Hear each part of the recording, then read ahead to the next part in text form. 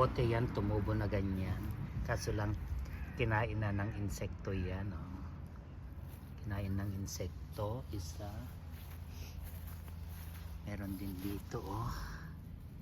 Ayan. Ito yung batera mushroom guys. O yan oh. Pero ayaw ko naman kainin. Diba oh. Dami nila. Ayan oh.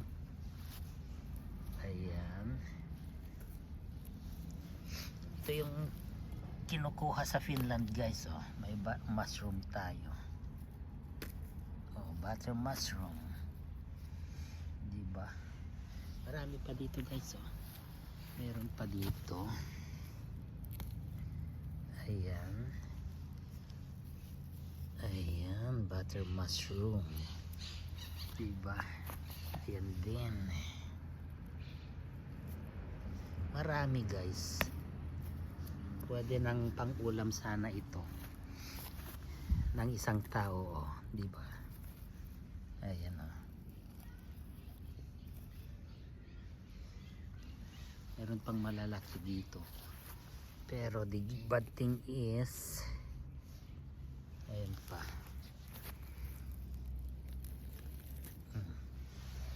Diba? Ayan pa oh. Ayan, matagal na yan. Oh. Malaki siya guys oh. Meron pa dito. Ayan. Luma na ito.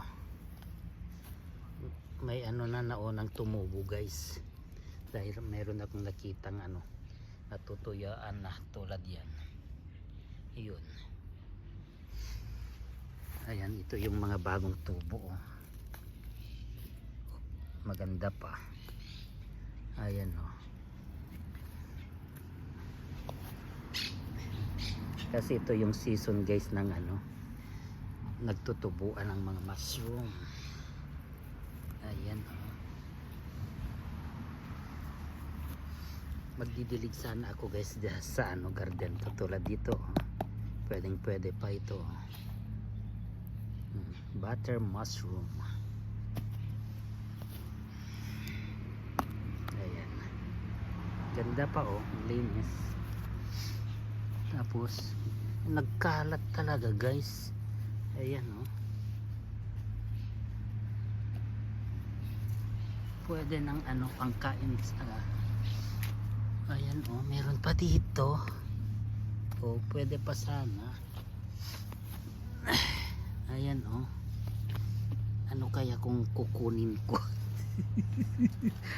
Bakit wala na ba akong makain guys? Ayan oh.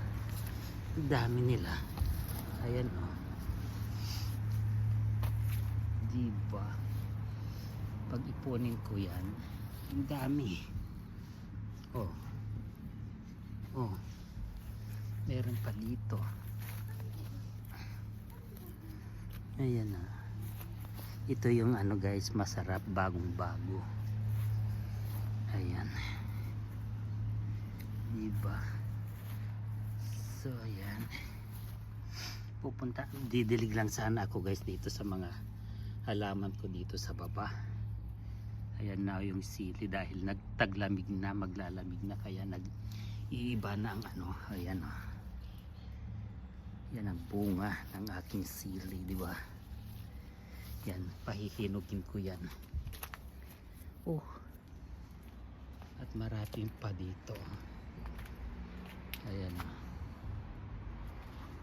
Maraming bunga guys oh.